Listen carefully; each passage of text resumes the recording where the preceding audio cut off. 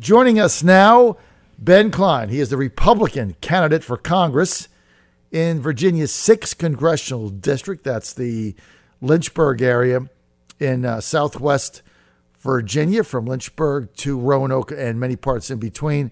He is running for the seat of the retiring Bob Goodlatte, whose bill, the Goodlatte bill, failed in the House last week. 41 Republicans voting no.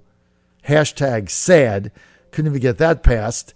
And but the interesting thing is, Ben was just on Fox and Friends because he represents Lexington, Kentucky. Now, Lexington, one of my favorite places in the world, because it is the home of VMI, Virginia Military Institute, and VMI football.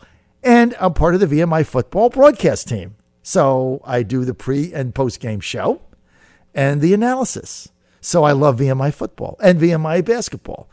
And they run a great offense. Even though they didn't win a game last season, that's in the rearview mirror. Now we're looking forward ahead. Anyway, Sarah Huckabee goes there with her family and gets kicked out. Let's hear what is going on from Republican candidate for Congress, Ben Cline. Hey, Ben, good to have you. John, always good to be on with you. It's although this is an embarrassing time to be on there, to have to talk about the behavior of one restaurant in Lexington that's ruined the reputation of the town for many by not serving Sarah Sanders. And, you know, I tweeted an apology to her. She since texted me back on my cell phone and said she had a great time meeting very, very nice people. And so I think she still thinks there are enough good-hearted people in the area. But it was an embarrassment, and I felt that we needed to apologize, because that's not what Lexington is about. We're about civility, we're about welcoming people, and we're about, a good discussion about points of view. Sure, people have different politics, but we still are pleasant and friendly to each other in the meantime. Ben, why was she there with her family? It was just a visiting friends. It was not an official trip. It was nothing to have to do with politics. I think she was just visiting friends. She stayed at a B&B in Rockbridge County, and apparently was treated very well and enjoyed meeting all the people, save a couple at a restaurant she had to go into. So she goes into the Red Hen with her family to get something to eat. And what did they say? They just kick her out? What happened? Apparently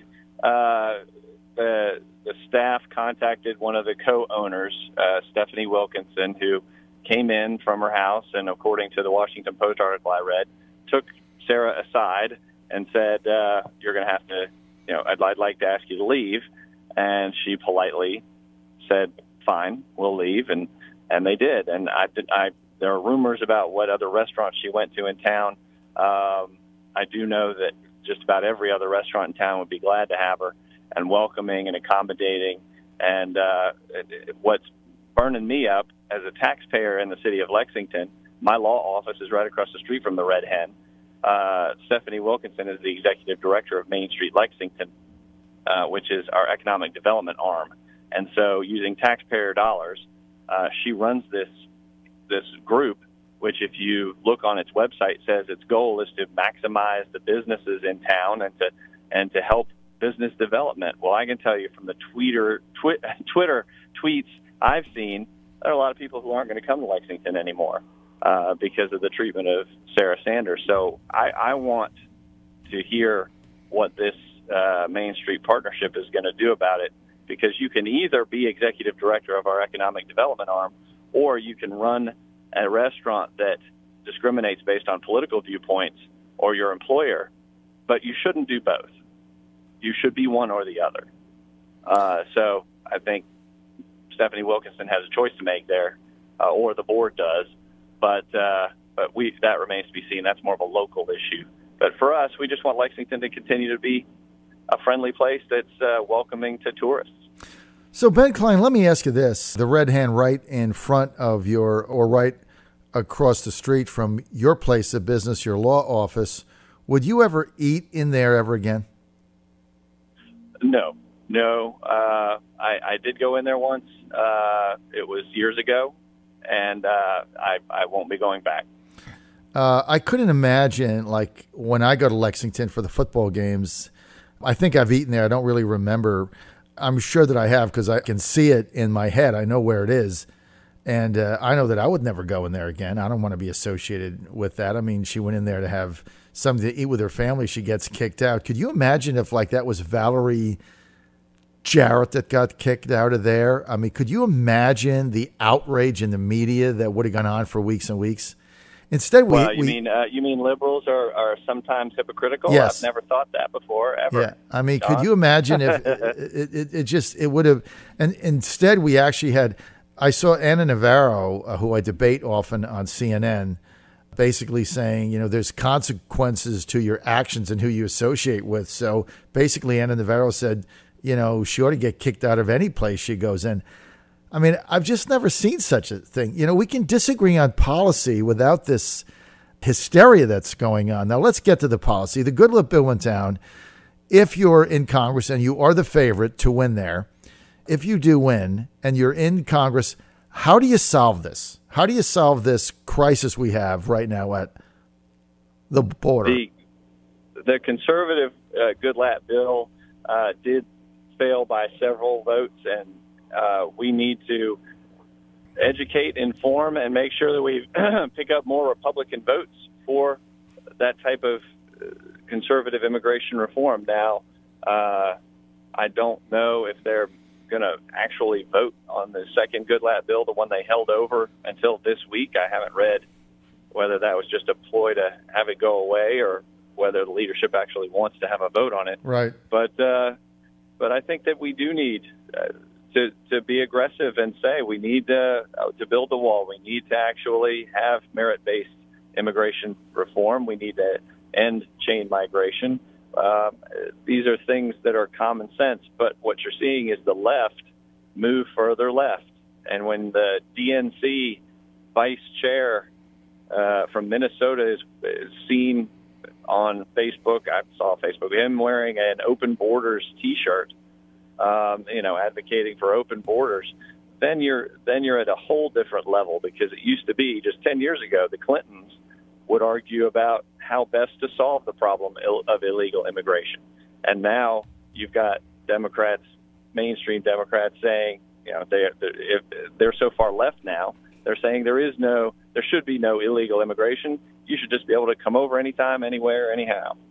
And that's crazy. Look, because the alternative to what the president is attempting to do is catch and release. And catch and release is not a program. Catch and release is just looking the other way.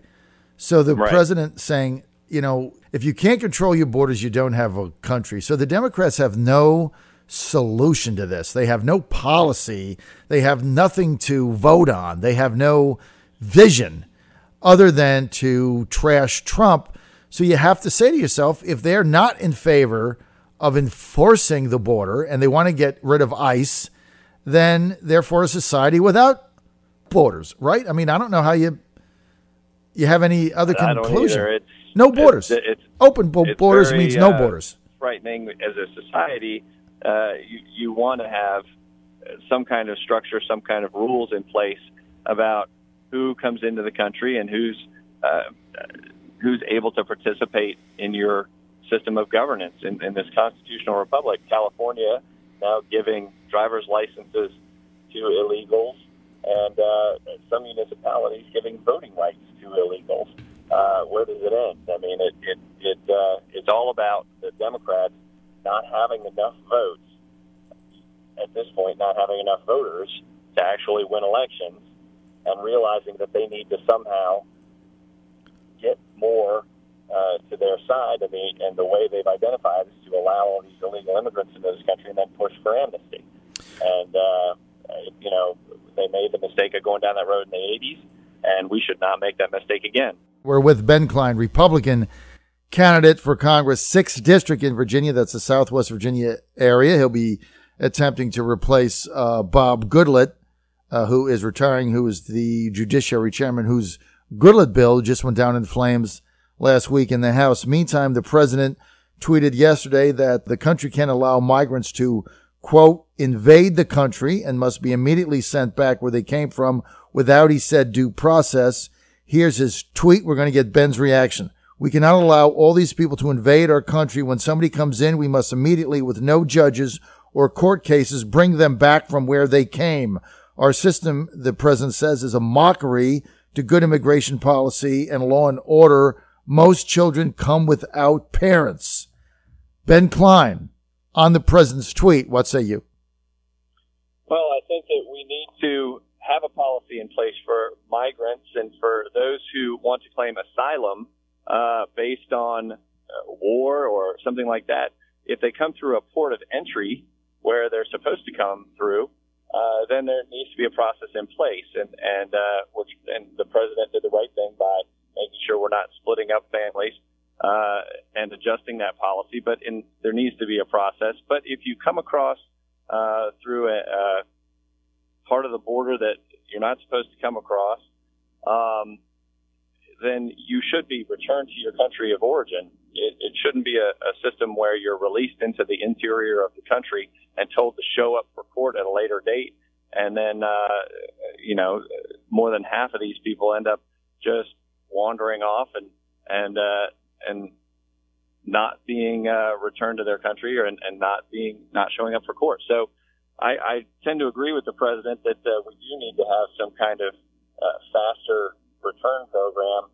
Now, part of that was the program that ICE had in place, a 287G program that was optional for localities where in the jails, if you have an illegal immigrant and they're adjudicated guilty and ICE wants to deport them, then that locality would hang on to them until ICE deported them.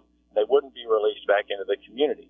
It was a good program when I worked for the prosecutor in Harrisonburg because we deported a lot of illegals out of Harrisonburg. Mm-hmm. Before that program was unfortunately abandoned by the county board of supervisors. Right. So, you need that kind of program in place to make sure that you don't have illegals wandering around the interior of the country, that once they're captured at the border or brought to court for a crime they committed, that they're deported. Right. Well, look, I think that makes a lot of sense. We have to do something because the alternative to some type of security at the border basically is a country with no borders. And so my question is, if you have no borders and no country, why bother to pay taxes? Because it's not a country. I mean, I'm not sure where the Democrats are going with this whole debate. And how do they solve this? I mean, do you just want anybody? They don't want to solve it. They don't want to solve it. Growing their voters, they're growing their voter base through giving amnesty to illegals, and they want to continue to do that more and more, and until they can actually start winning elections. And a lot of what they're doing now are they're losing elections because they don't have enough voters who subscribe to their radical views, and they're trying to import people who will subscribe to those views and then legalize them, which is just so backwards from the way that this country should be run that it's very frustrating. And you know what, Ben Cline, remember, it was a former governor of Virginia and now presidential candidate Terry McAuliffe who tried to slip in a change in the voter registration form in Virginia that eliminated the checkbox that says, I am a U.S. citizen, yes or no. He wanted to get that off of the voter registration form and just put a disclaimer at the bottom so you didn't even have to say if you were a citizen or not. What do you think the objective of that was? Well, one thing I've learned is never to try and ascribe motives to Terry McAuliffe's action. But at the same time, you can probably guess where he's headed. All right, man. We're out of time. I want to thank Ben Cline for being with us. For more information, go to bencline.com. bencline.com. This is the John Fredericks Radio Network, trucking the truth across America. Stay with us.